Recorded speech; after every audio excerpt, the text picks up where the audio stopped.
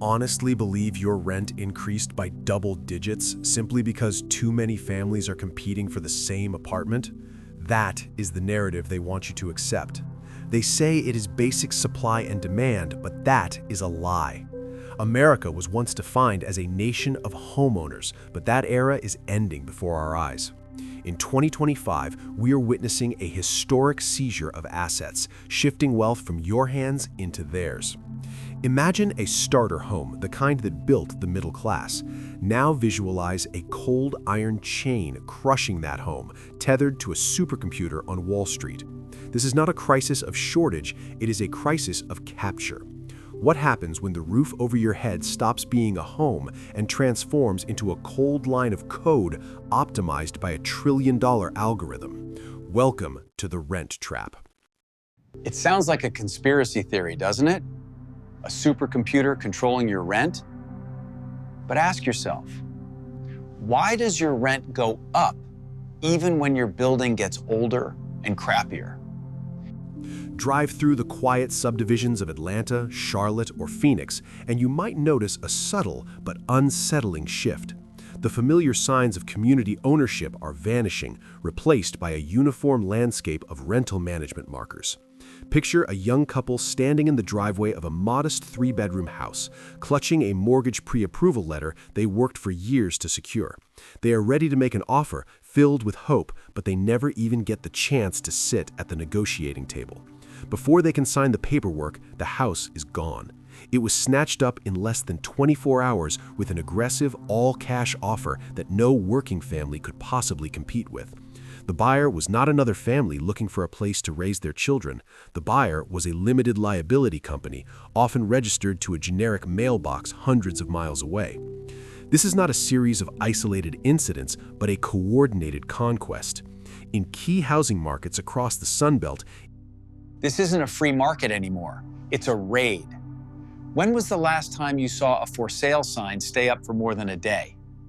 That's not demand. That's a vacuum cleaner. institutional investors are capturing 30 to 40% of all home sales. These financial giants are not interested in luxury penthouses or sprawling mansions that sit on the market for months. Their specific target is the American starter home. These are the entry-level properties that have historically served as the very first step on the ladder of wealth for the middle class. Giant corporations like Tricon Residential, Invitation Homes, and American Homes for Rent are sweeping through these neighborhoods with the cold efficiency of a factory assembly line. They have realized that the American dream is a highly profitable product if you can monopolize the supply. If you were to look at a digital heat map of these cities over the last decade, you would see a pattern that resembles a viral outbreak. Bright red dots representing corporate purchases appear in one cluster, then spread rapidly to the next street and then the next. Block by block, zip code by zip code, entire neighborhoods are being swallowed whole. The local landlord who knew your name and fixed your sink is becoming a relic of the past. In this new reality, your landlord is a faceless ticker symbol on the New York Stock Exchange, and your neighborhood is no longer a community, but a diversified portfolio of yield-generating assets designed to extract maximum value from your paycheck. Your landlord isn't Bob from down the street anymore. It's an algorithm managed by a hedge fund guy who has never set foot in your state. Good luck asking him to fix the sink.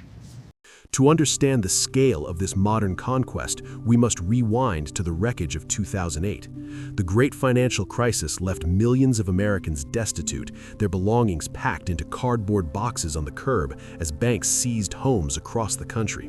Neighborhoods from Nevada to Florida were dotted with foreclosure signs, creating a vast inventory of empty houses that threatened to drag the economy into an even deeper abyss.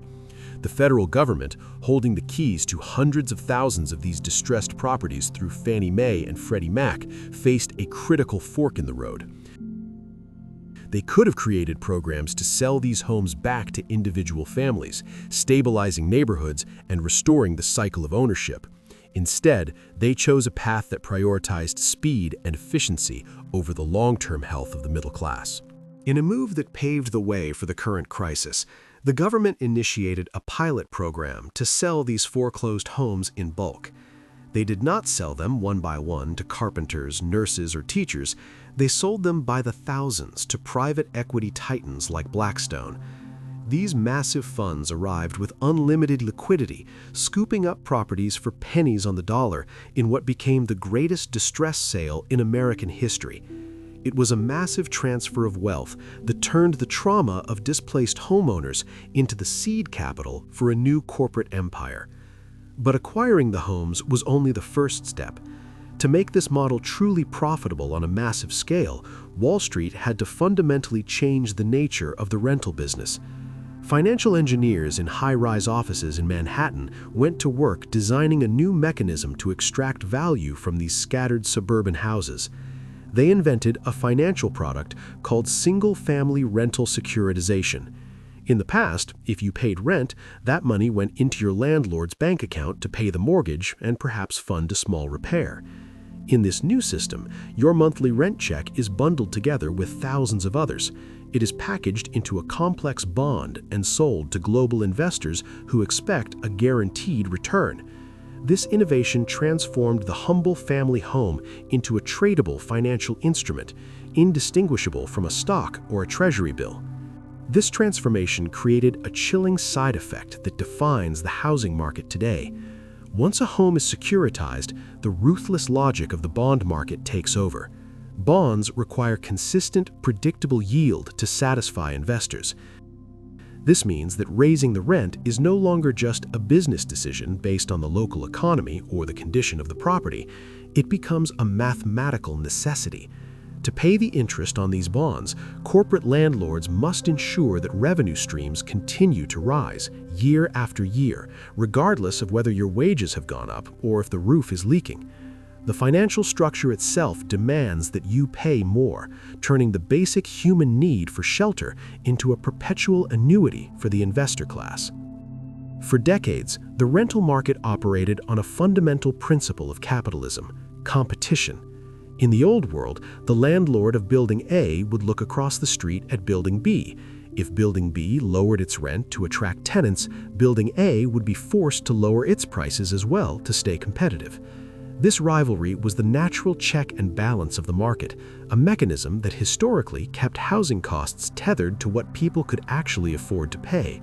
If demand softened, prices dropped. The tenant was the ultimate beneficiary of this friction between property owners.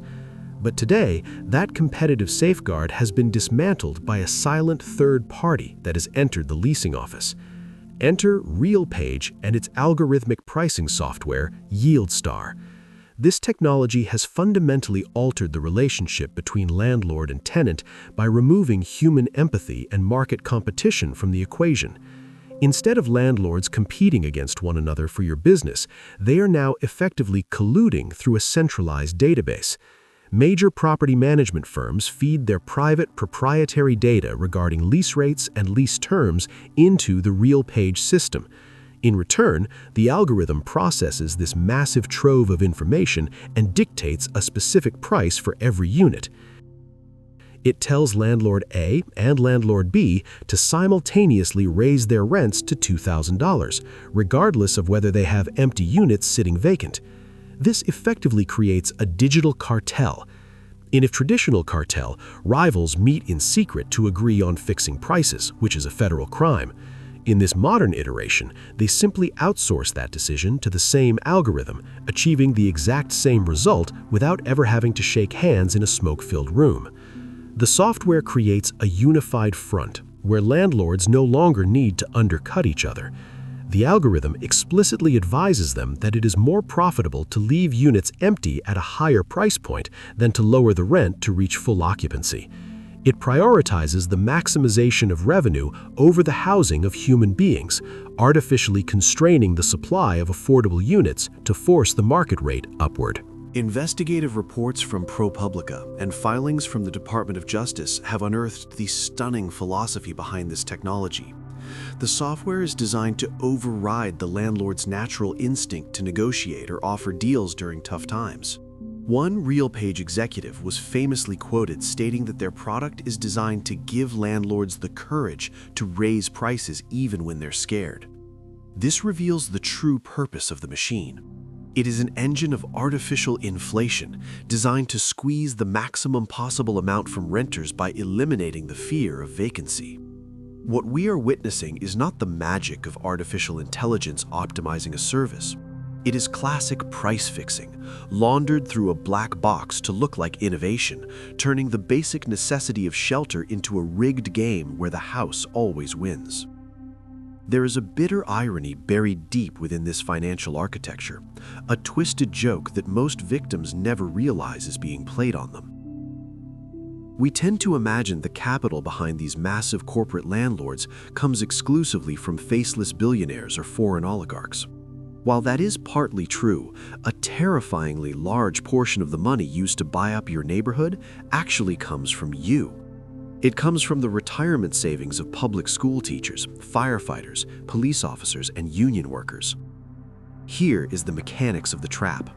Major pension funds are legally obligated to grow their assets by roughly 7 to 8% every year to ensure they can pay out benefits to retirees.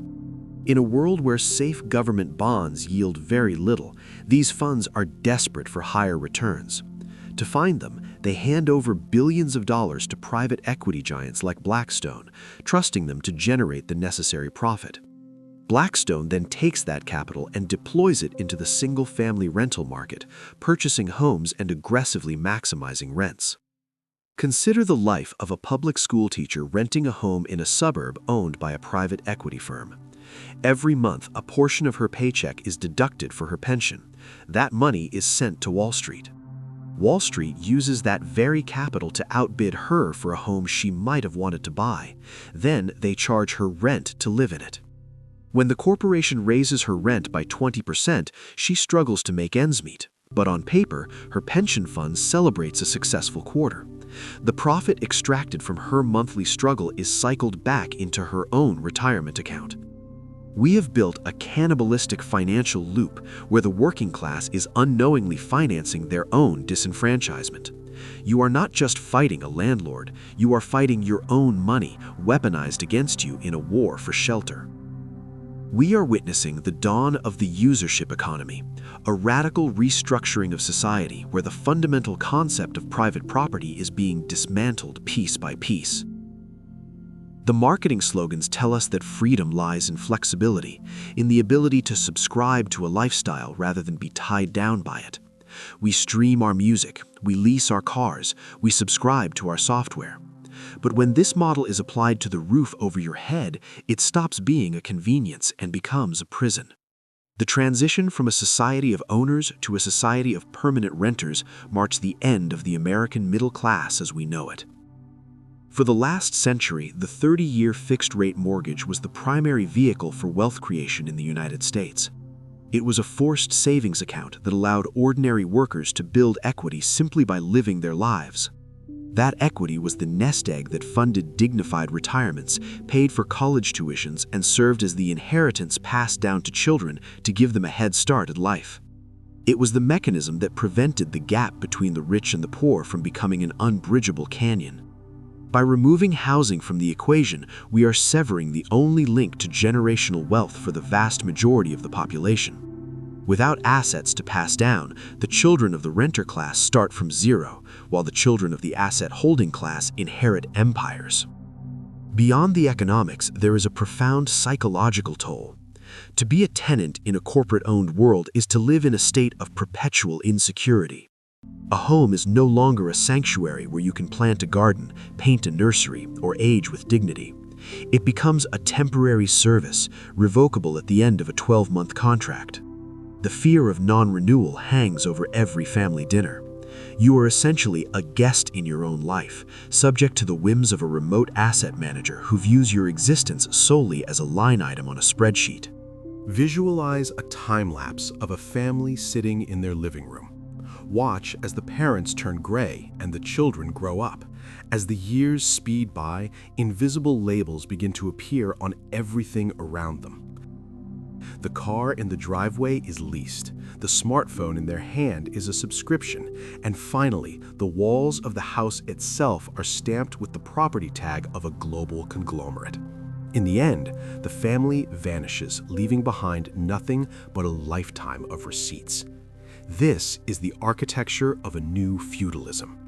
We are drifting toward a bifurcated world of lords and serfs, where a small elite owns the earth and everyone else pays a monthly fee just to stand on it.